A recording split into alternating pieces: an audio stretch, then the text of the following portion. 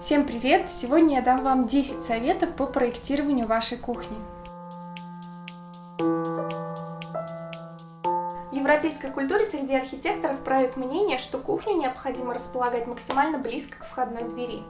При таком расположении вам, вернувшись из магазина с сумками и пакетами, не нужно будет делать большой и долгий путь до кухни. И наоборот, если вам с кухни надо будет выкинуть мусор, вам не нужно будет тащить этот мусор через все жилое помещение. Но восточные практики, например, фэн-шуй, утверждают как раз-таки обратное. Нельзя располагать кухню рядом с входной дверью или напротив входной двери, потому что тогда нарушаются потоки правильной энергии. В общем, в этом случае вам все-таки лучше выбрать, что удобно именно для вас. Дальше.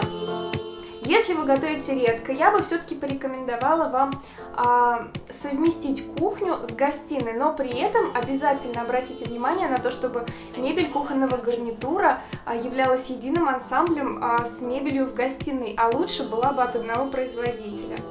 А если вы все-таки настоящий кулинар, много готовите, у вас много профессиональной техники, как в ресторане, вся она мощная, все-таки лучше отделить кухню от жилых пространств, как минимум разместив ее в отдельную комнату или скрыв за раздвижными перегородками. В начале 20 века жила прекрасная женщина-архитектор австрийского происхождения Маргарета Лихоцки. Именно она, абсолютно не умея готовить, спроектировала кухню такой, какой мы ее знаем сейчас, со встраиваемой мебелью и техникой. Она ходила по кухне с секундомером и считала шаги. Тем самым она выявила оптимальное расположение техники и мебели. Чуть позже появилось понятие «рабочий треугольник кухни», где-то в середине 20 века. Это понятие преподают в институтах, когда рассказывают о проектировании кухни, но оно едва ли актуально. Студенты, выходя из этих институтов, знать ничего не знают, кроме этого треугольника. Я вам сейчас расскажу, что это такое, это сухая теория, но потом я объясню, почему его уже стоит переосмыслить. Рабочий треугольник кухни, как и любой треугольник, имеет 3 вершины, но в данном случае это специфические вершины – это холод, вода и тепло, то есть холодильник, раковина и плита. Причем именно в такой последовательности. Это наиболее популярная траектория перемещения по кухне. Объясню почему. Чаще всего хозяйка начинает с холодильника. Она открывает холодильник, достает, например, оттуда курицу и кладет ее на рабочую поверхность, разворачивает. Дальше она ее опускает в мойку, чтобы помыть. И дальше она ее кладет на другую, следующую рабочую поверхность, чтобы разделать, там, добавить начинку или что-то еще. И потом она ее уже помещает на сковородку или в духовку. И вот эти траектории перемещения, грубо говоря, занимать должны где-то 4-8 метров. Если меньше 4 метров, кухня будет казаться тесной. Если больше 8 метров, то кухня будет казаться слишком большой и готовить будет утомительно. Согласно правилу этого треугольника, я предложу вам сейчас несколько вариантов планировки кухни, именно грамотной планировки кухни с точки зрения эргономики и с точки зрения теории этого треугольника.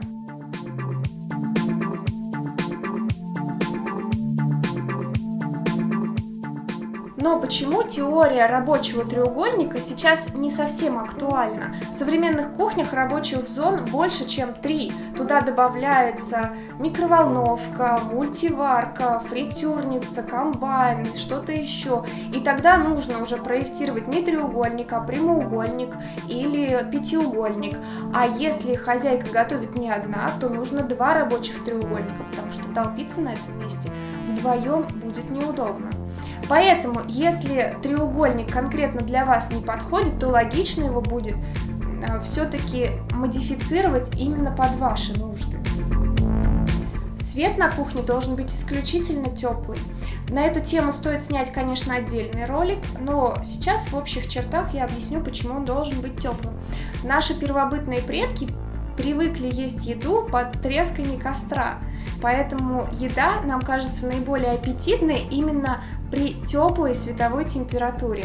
Этот прием вы часто можете встретить в ресторанах, потому что именно они больше всего озабочены тем, чтобы вам понравилось то, что они приготовили.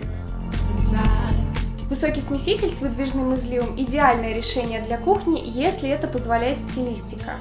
С таким смесителем очень удобно наполнять водой 3-литровые банки, высокие вазы для цветов или даже ведро.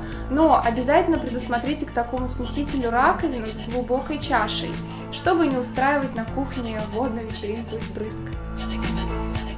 Необходимо рассчитывать расстояние от кухонного гарнитура до других предметов мебели с учетом открывания шкафов.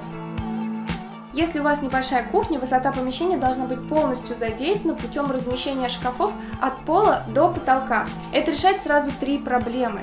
Во-первых, это увеличивает место хранения. Во-вторых, благодаря вот этим вертикальным линиям, которые идут от пола до потолка, потолок у вас визуально поднимется.